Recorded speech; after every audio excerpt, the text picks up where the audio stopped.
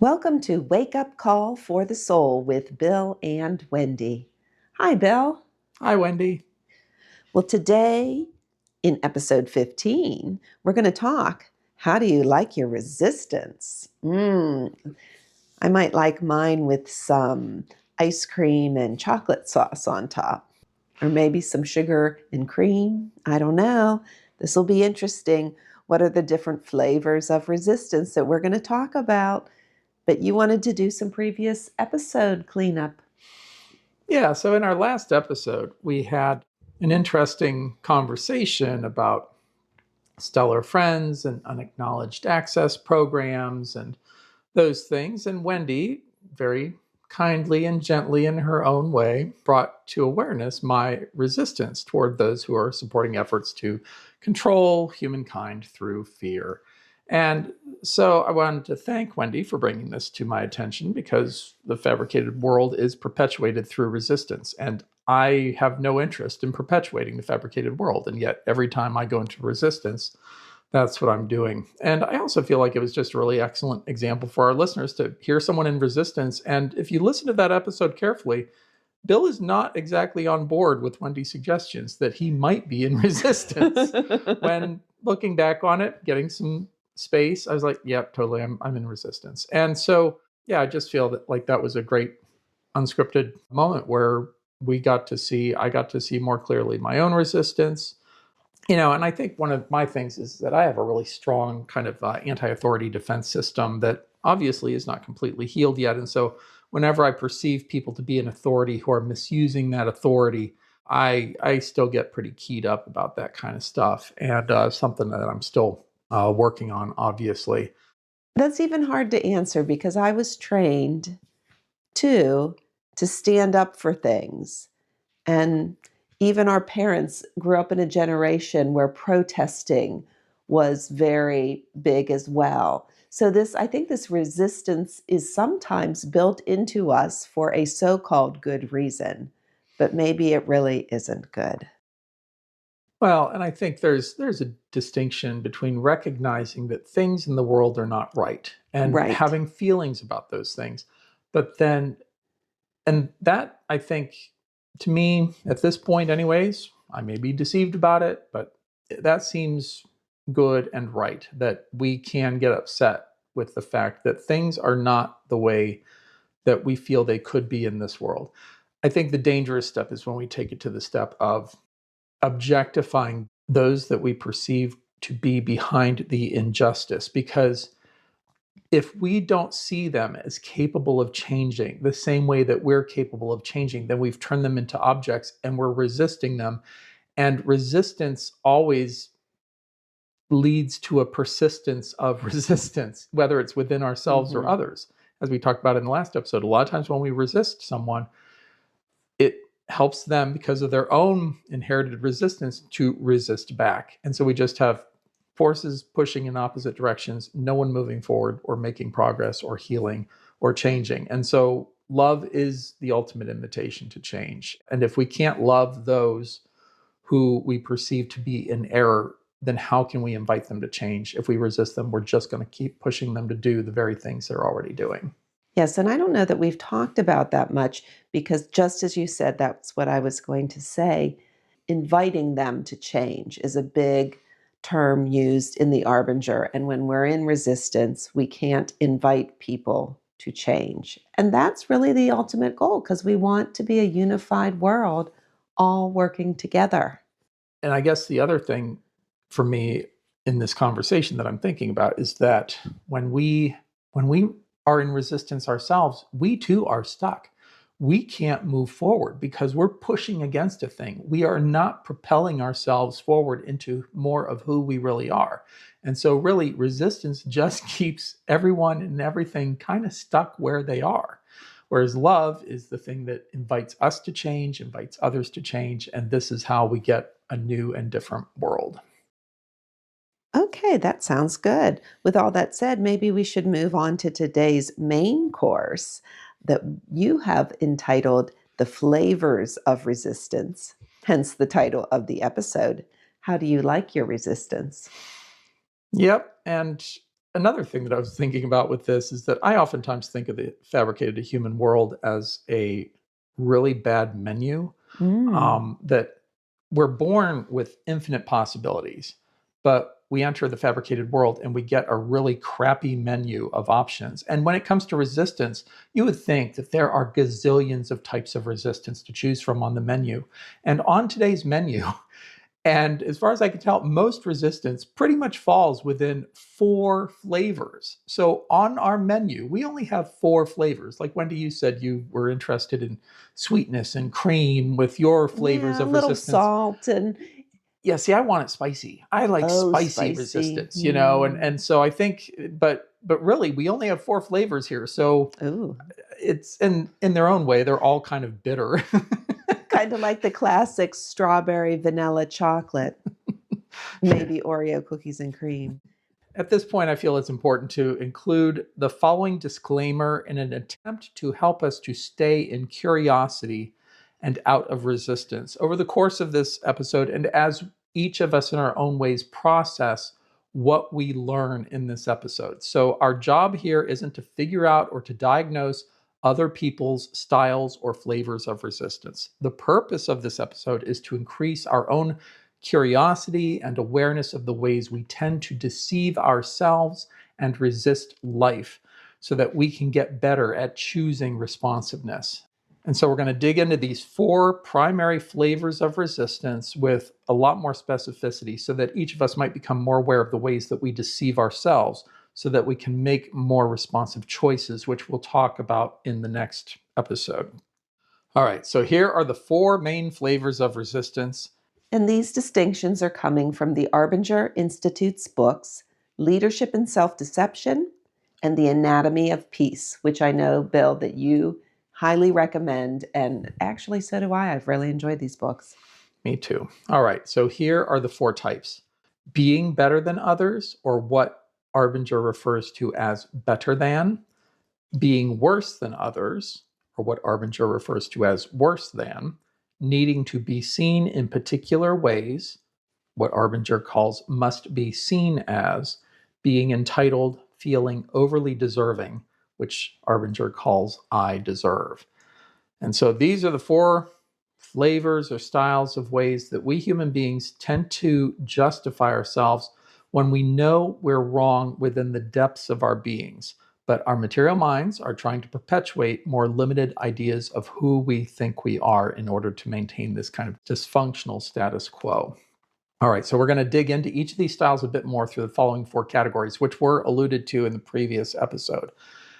How I distort my view of myself, how I distort my view of others, my feelings, or I think the better word is actually emotions. I think emotions is better than feelings here in terms of the nuance of meaning, and view of the world, how I view the world when I am in each of these modes of resistance. So each of these 4 flavors has a different constellation of these 4 facets that we're going to go through here in order to help each of us, again, not to diagnose other people. It's easy to see this stuff in other people. The harder thing is recognizing it in ourselves. Just like in the last episode, Bill's in resistance, and Wendy's recognizing it and doing her best to point it out, since that's the episode we're in. And Bill's like, no, I'm not resisting. I'm just doing this. It's like, no, you're doing gymnastics in order to justify yourself. Not Wendy speaking, but Bill. The better than style of resistance has the following characteristics. So in terms of my view of myself, I see myself as superior, important, right, or virtuous. Then how I distort my perceptions of others is I see them as being inferior, incapable, irrelevant, they're false or they're wrong. And then my feelings or my emotions tend in the direction of impatience, disdainfulness, indifference. And my view of the world, I see the world as a place that's competitive, troubled, but it needs me badly. I'm the answer to the world's problems. If everyone would just listen to me, everything would be fine. And so, one example, I mean, I have so many examples of this stuff. And one example I thought I'd put in here was when I was younger, I came to the idea that people who went to church on Sundays throughout the year were better than people who just went to church on Easter and Christmas. I acquired that idea and gave me the sense of kind of superiority over those people who only go on high holy days. But this could be applied to anything. I mean, I've done it with intelligence. If I'm smarter than someone, then I'm better than them. We practice this flavor of resistance all the time. We humans have a tendency, most of us, to favor certain styles. Certain styles are going to be much more familiar and comfortable for us, and others will only come out in very specific circumstances. Another better than one that I experienced a lot, I worked many years in human services, and you can get the idea, because you're helping people in my field, it was helping people with disabilities, that you're inherently better than the people with disabilities because you are in this quote unquote helping role. And I saw that. I saw it sometimes in myself, sometimes where I'm trying to help someone and they're not really interested in my help. And I get upset at them thinking, you need my help. Again, the world's screwed up. You're not as good as me, but I'm better than you. If you just listen to me, everything would be okay. That's true. And I've been in a lot of teaching roles too. And sometimes we get caught up that, no, the teacher's right. And if I'm the teacher, then I'm better than the students. Yeah. And you want to see Bill's anti-authority bias triggered? No, I don't. You should have seen me with Not my today. teachers when they thought they were better than me. Whoo boy. Okay. Anyways, that's probably a TMI. Okay, we'll go to the next one, which a lot of times these styles get paired together. Yes. And so one that oftentimes gets paired with this one, which if you think about it can make sense, is the I deserve style of resistance. Okay. So my view of myself in I deserve: meritorious, deserving of merit, mistreated, or even a victim, unappreciated. View of others, that they're mistaken, that they are mistreating me, or that they're ungrateful for what I'm offering. The emotions associated with it tend to be, I tend to feel entitled or deprived or resentful. And the view of the world that gets distorted is that the world is unfair, unjust, and that the world owes me because I exist. Yeah. And every time we say that's unfair, you're really almost saying, I deserve better. Now, this isn't when you're saying unfair to the injustices of the world, but if we're in line somewhere and someone else gets called first and it's our turn, well, that's unfair. Or someone cuts us off on the road, well, that's unfair. So I really can see myself there, unfair. And certainly I work hard. I deserve this or that. Yeah, it's an entitlement mindset. Yeah. It's all about entitlement. And we don't want to have that. I mean, I think we all do. We're just not always willing to recognize that we have this. Yeah, we recognize other people in their entitlement attitudes, but very seldom do we look at ours. Do we look at our own privilege, our own sense of entitlement about things? So what other people think that they deserve, what is just for them, we'll look at them and say, well, they don't deserve that. And again, we're coming from a space of better than. I know better than you. And then also, well, what do I deserve given that I'm better? And there's this example. There were times when I helped people and they were not appreciative of my help, and I got really angry. Not with them, like this was over the phone I'm thinking about, but I hung up the phone and I'm like, who the blank do they think they are not accepting my help? And then I'm like, well, wait, whoa, okay. I told myself that I was just helping this person out of the goodness of my heart. Well, if I was, where were the conditions? Oh, when they didn't appreciate my help, well, the conditions came in and Bill became ridiculously resistant because it's like, I'm doing this for this person. They should appreciate it, but they don't. And so that's when we realized that, or at least for me, I realized, oh boy, my help really isn't unconditional. I had conditions. I thought, well, if I help this person, they should appreciate it. Not necessarily. And our jobs are like that. We're hired usually to do a job. And if we just do a job, we're doing the job. We're supposed to do a good job. But sometimes we all have these egos that we want to be patted on the back. We want to be told, good job. So, yeah. Yeah, because we don't have a solid sense of our worth deep within ourselves. So we seek it from other people, looking to prop up our egos, our false identities, right? Because if you think about it, when it comes to employment, I mean, really, if they're paying you, they should never have to thank you. But how many of us would be happy in a job like that where there was no gratitude, where we just got the money that we agreed to? You know, where does it say in an employment contract that, oh, yeah, I will receive 13 thank yous a day at least on average. If I work more time, I'll get this much gratitude and And a free appreciation. lunch every day and a extra Whatever. vacation. Yeah. Yeah. So, but I've never entered into an employment agreement where I agreed to appreciate the people that I hired. Right. Never did. Right. I mean, I did my best to express that, however imperfectly, but yeah. All right, so now we get to some more fun styles. These ones might be, well, anyways, they are what they are. So our third option on the crappy menu of the fabricated world of human invention in terms of flavors of resistance is the must be seen as style or flavor of resistance. And so it has the following characteristics: how I view myself. I need to be well thought of. And it's real easy to see from the outside. I'm in my own way putting on a performance or being fake. My view of others is that they are judgmental, threatening, or I consider them to be my audience, the people that I perform for. My emotions tend to be anxious or afraid, needy or stressed, overwhelmed. Because if you think about it, you're trying to manage the perceptions of everyone in your world. And so the more people there are in it, the harder it is to kind of manage all those perceptions in terms of your performance and to have them all agree that you are this type of person. Your view of the world when you're in this must be seen as flavor of resistance is that it's dangerous, everyone's watching you, you're being judged. So this one is very familiar to me. Oh, it's absolutely familiar to me too. I see this in myself all the time because I want to be seen as competent.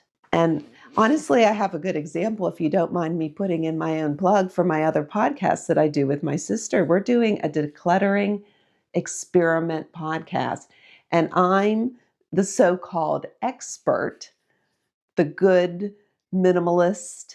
My sister is overwhelmed, chaotic, and she embraces that on the podcast. She wants to change, but she embraces that and is putting herself out there that her life is chaotic, her house is a mess, all of this.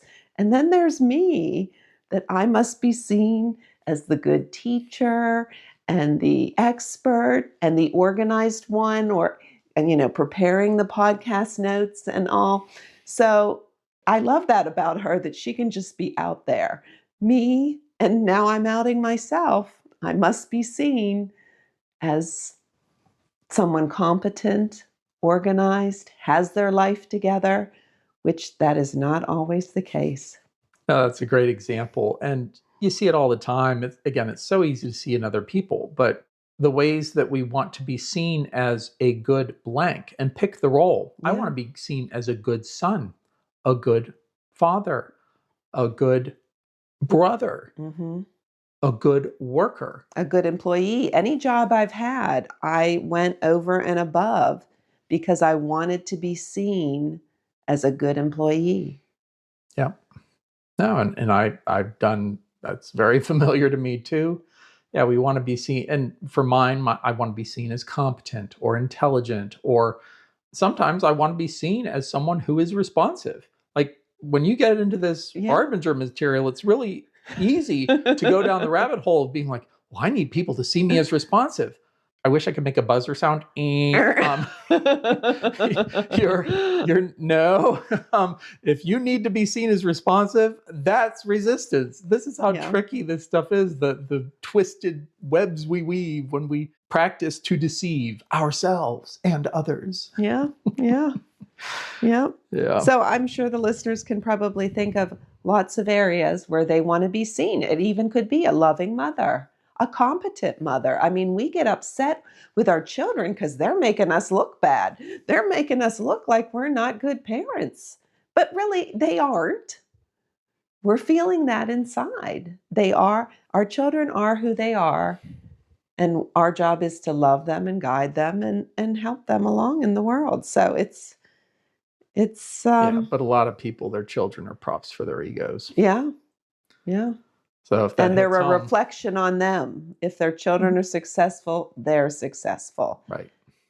The fourth flavor of resistance, the fourth and final, the worse than style of resistance. Another one I'm very familiar with myself. It has these characteristics. How I view myself. Not as good, so I'm not as good as others. I'm broken or deficient in some way, and maybe even I'm fated in some Hmm. awful way. The stars are crossed against me. My view of others are that they have advantages that I don't have, that they are privileged way beyond how I'm privileged, and that somehow they are mysteriously blessed by forces that have withheld their blessings from me. My emotions tend to be helpless, I'm jealous or bitter, depressed. And my view of the world is that the world is a hard place. It's difficult to get along in this world. The world is against me, or the world is indifferent to me. It's just ignoring me. And this one has been really familiar to me. I don't know about you, Wendy. Well, I've always appreciated a lot of the blessings and everything. I honestly feel very privileged, and I hope that's not in a bad way, but it's in a very grateful way. I understand that there's other people that have more privilege than me, but I think this is the hardest one for me to Hmm. understand. I don't see the world as hard or difficult, but you know what? I've honestly led a pretty easy life in the big scheme of things. I've had challenges, but so I'm interested to hear some of your examples on this one. Yeah, for me, the way I think about it is that I have spent a lot of my life swinging wildly between the better than flavor and the worse than flavor, where I'll build myself up in my mind like, oh gosh, Bill, you're so awesome, or you did this thing or accomplished this or whatever.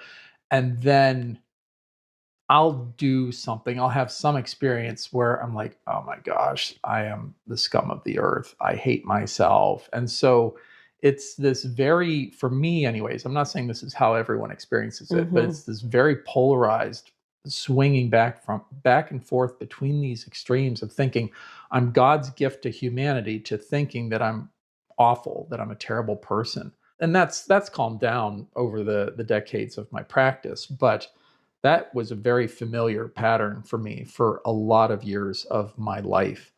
And and when you're in this worse than space, I mean, it looks and feels a lot like depression. Yeah. You can be very demotivated, like, and I can really relate to those ideas of brokenness. In my mind, I told myself, I'm like, there must be something fundamentally flawed with me, that somehow, on God's assembly line, I I somehow slipped through the quality control process and they let me out, with significant fundamental flaws and defects. These are the kinds of thoughts I had when I was younger. When you And were younger, yeah, because I don't see them so much anymore in you, no, but I but they don't think they're swing back and completely forth. gone. No, nothing's ever, and I'm sure I have this too, because yeah, the Yeah. helplessness, the depressed, the world is tough. People are ignoring me. I guess that's one too. Yeah, so that one's very familiar to me. But the reason, again, we're sharing these things is not so that we can diagnose other people. That's easy, Yeah. that's useless activity. But to look at ourselves, to use these styles of resistance as a mirror, to look at ourselves, how we are in the world, and that when we get upset or when we are persistently in some type of, I'll call it dysregulated state, maybe we're kind of in this depressed mode. And this isn't to minimize mental health challenges or anything like that, but it's an opportunity for us to question the stories, because again, in resistance, we're not curious. Hmm. Things just are the way we think they are. They are that way because we think and feel that they are that way, but it's all a lie. It's all an illusion, part of this fabrication. And so for us to get curious, to ask these questions, well, why do I feel this way? What is going on with me? Am I really this way? Hmm. Or have I taken this on? Is this something that's just familiar to me and therefore I keep going back to it? And I can imagine almost you're stuck in a box and you're just kind of bouncing around. Like, say, each one of these is a wall and you're just kind of bouncing around, because I think of the must be seen as perhaps as I said, I want to be seen as competent, but perhaps I write this email. And when you send an email, you can't take it back. And then you regret it. And that's where you could be like, I'm an idiot. that's where then maybe I do bounce to the worse than box because I shouldn't have done that. And then it snowballs that way. Or then you bounce to well, I deserve to be treated well. And then you bounce to, well, I'm better than them, so it doesn't matter anyways. I can see you're in like a pool table where you're just bouncing around from each of these. Yeah. And for a lot of us, yeah, that's actually a pretty apt metaphor, I think, for a lot of what we do. And we may tend to bounce between a couple of those, or maybe like sometimes we bounce between what appear the opposites, better than, worse We than. hit one quickly and then we stick longer at the other. So, yeah, we all have these in us. I think you're right. But the important thing is to be aware, because when you're aware, you realize, and then you can be curious. Why do I feel that way? What's coming up inside me? What's going on here? Mm-hmm. And how can I change? Maybe how can I be less resistance? How can I switch to responsiveness? Yep, absolutely. That's what we're doing here, this consciousness raising, this awareness building. So these flavors are real good, Bill. Although, thank you to the Arbinger Institute. Yep, we wouldn't be here without them. Thank you for bringing them to my attention, because I do believe that over the years, just being aware has helped me process difficult things that go on in work or life or with relationships. Yeah, and I think another thing that's important to include here is that in the last episode, we talked about the choice diagram, which is all about how we can shift instantaneously from a responsive way of being to a resistant way of being, one of these four flavors.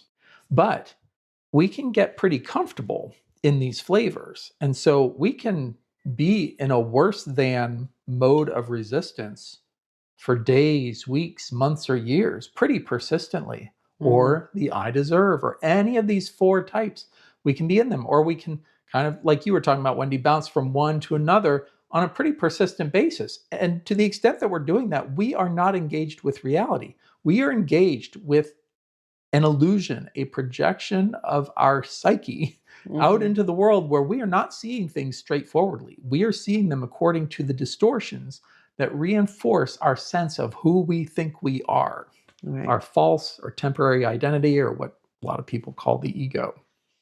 Yeah, and so the idea of this episode, really, it's very simple, that as we become aware of these things and question them, get curious about them, to say, okay, what's really going on here? And what are the other choices or options available to me? What needs healed here? What are the wounds or the traumas that I've experienced that I need to get healing on, so that I don't need to keep perpetuating these processes? Because a lot of the things I described, they're not there for me the same way that they used to be. I'm not saying they're gone, but they're not there as intensely. They're not with this wild swinging, this polarization of thinking I'm an awful person, or which was really common. Now it's milder. The stuff comes up, and I'm like, no, you're not a bad person. You're working through your stuff, Bill. Which is a very different perspective from what I grew up with. That I was bad. And I wasn't just bad. I might have been irredeemably bad. Like, where's the hope that I can get out of this? I didn't know at the time if I could. I had hope, but I had serious doubts about that. Yeah, and another way to think about resistance is that resistance, it never allows us to see things or ourselves, anyone or anything, straightforwardly. Yeah. So we always tend to elevate or denigrate ourselves when we're in resistance. Again, think about the better than and I deserve. We have now elevated ourselves above our true station in life, which is a child of divinity. We now think that we're somehow a gift to the world. Or if I go into the worse than, and oftentimes associated with it, the must be seen, well, somehow I'm not as good as other people. I feel worse. I feel beneath. And when we are in a responsive mode, we see ourselves as equally important to all other people, that we are in our own way one or connected with all of life in this truly responsive state. And that's what this awareness is intended to help us get to, this more egalitarian, equalized, even keel kind of perspective. What Arbinger the word they'll use a lot is seeing ourselves, seeing others straightforwardly. Well, you've given us all a lot to think about here, Bill. Yeah, we've just scratched the surface of resistance here to see if we can increase our awareness of how resistance shows up for us on a moment by moment basis. And there are those two ways to do this. We can be in a responsive state and shift through self betrayal into resistance, or we can just be in this familiar resistant state of whatever the four flavors it is, or like you said, Wendy, bouncing around to them. Yeah, whatever the case may be, just to increase our awareness of these possibilities for self betrayal in these specific cases or instances, or in this more generalized, I'm just living in this mode of resistance or bouncing between modes of resistance. And again, we're going to plug the Arbinger Institute's books and courses. Their stuff is great in this space, particularly when it comes to interpersonal resistance. And again, I want to plug Stephen Pressfield's work for the intrapersonal resistance that he writes about in books like The War of Art. And he has other books in that mode too, where he really addresses intrapersonal resistance. So I just wanted to recommend those, plug those here. And again, I'm going to say it again, our job isn't to figure out how other people are being resistant. It's so easy to say, aha, they think they're better than. Right. So I challenge the listeners this week to look for examples in yourself, not in the world, because those are easy to see. Look for examples in your own life. And it could be not even your actions, but your thoughts. When are you seeing yourself as being better than others, the better than box? Being worse than others, the worse than box? Needing to be seen in particular ways, the must be seen as? Or being entitled, I deserve? See how many times you can find yourself in those examples. Yeah, and remember, there's the four different ways. There are four different ways to kind of see this. My view of myself, my view of others, my view of the world, and also the feelings. Those feelings, they're the thing that convince us that we're right, even though we are deeply wrong. But if you look at any of those things, you can pull on any of those threads if you're curious and willing to go there. Say, okay, what's going on here? What game am I playing in terms of perpetuating my own sense of who I think I am, as opposed to who I truly and deeply am as a child of divinity? Yeah, and the idea is that with all of this, it's all about each of us in our own ways, just increasing our awareness so that we can then get curious about these things. And as we have this awareness, in the next episode, we're going to look at resistance as a kind of compass that we can use to help us realize what direction we actually are supposed to go, what direction we deeply desire to go, as opposed to staying stuck in a persistent way of being that is dysfunctional and that isn't actually getting us what we want, except this superficial desire for the feeling of self-justification. Basically, the idea, I'm right. Ooh, well, I can't wait for that discussion. So thank you, Bill, and until next time. Until next time. Thank you so much for listening to Wake Up Call for the Soul with Bill and Wendy. We hope you'll join us next time.